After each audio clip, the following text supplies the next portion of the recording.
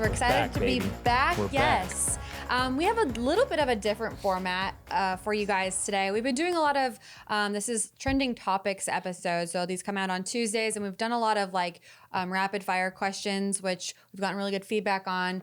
So we wanted to do a little bit of a take on that, where we're going to do fact or fiction. So I'm going to ask Matt, as the trainer and as the expert in the room, to kind of help us debunk some of these, myths that we all hear all the time when you're scrolling social media.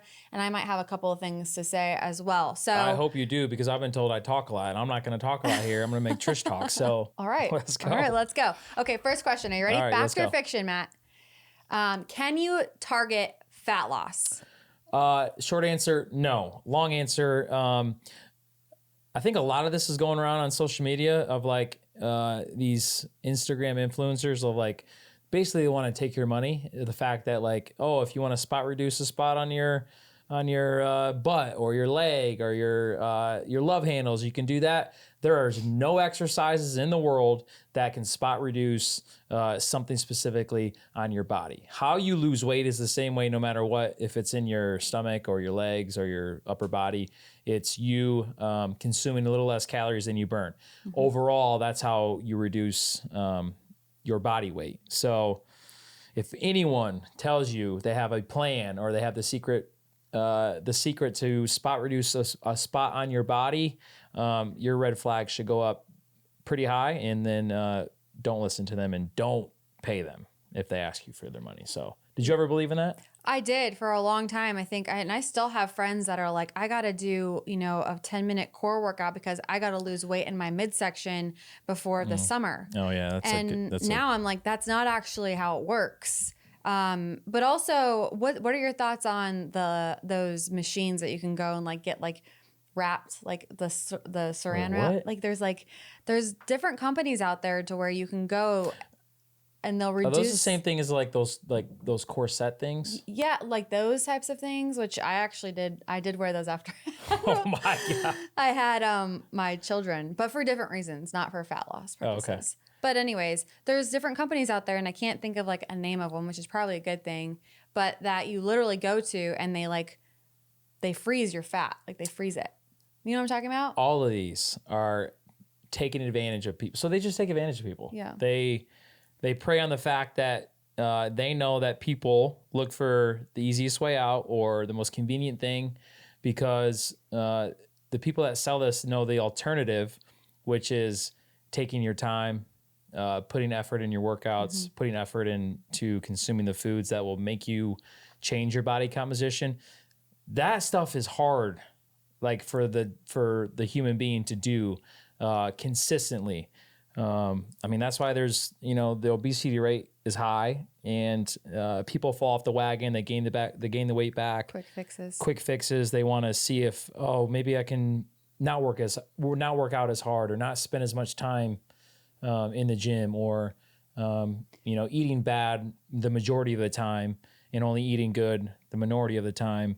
And I also think that every body type is different. So some people might lose weight faster in their midsection than they do in their legs or in their arms and not their leg. I think, and so if you're talking to somebody who's like, yeah, I do a bunch of core workouts, but they just naturally lose weight in their midsection faster than anyone else, they might think that that's why, but that's not actually the case. No, that's a good call out.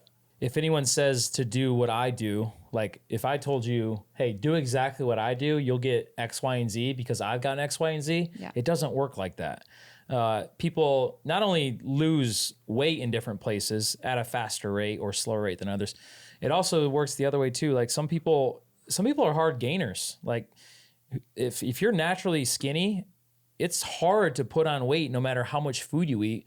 Or luckily, I don't have to deal with you can put on muscle somewhat easily. It just comes down to your genetics over time. But the people that prey on you, the fact that do this or spot reduce that, it's just a bunch of BS. A bunch of hocus pocus. Yeah. So it ain't gonna work either. Okay. Next one.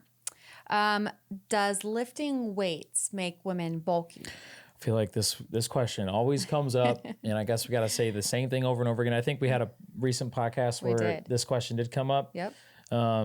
but is the most fact or fiction question, I think, in the fitness industry, especially for women. And you're a woman, and I'll say the exact same thing to you that I did on the last podcast is if lifting weights made women bulky, where are they? Like, where are they? They're if Trisha's been lifting weights for a long time, she's not bulky. She probably got leaner the more weight she's lifted. So I know I can say that, but a lot of women that I've trained got to do a lot of work up here.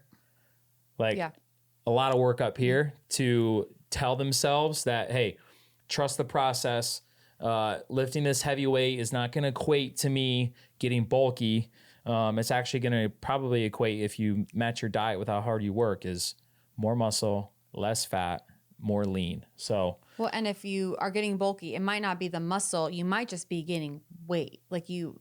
That's not necessarily, I think I actually just saw this pop up on my Instagram, and I was like, that's actually something we hadn't hit on, is where you might be getting bulky, but it's not because of necessarily your muscle.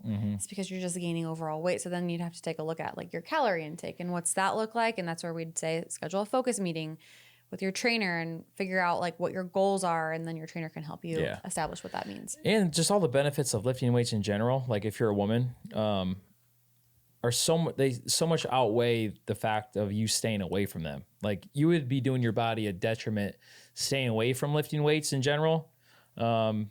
Especially as you get older and your bones get weaker and you get older naturally, like the weights are going to be your best friend to stay young. And you're going to lose a lot of muscle as you get older too. So you're going to want to keep that on. Yep. All right. Last question. Ready? Let's do it. Does eating late at night make you gain weight? No, it does not. So if you took two people and you equated their calories, and say me and Trish are the same people and we ate the same amount of calories, and I ate all my calories from 8 a.m. to 2 p.m.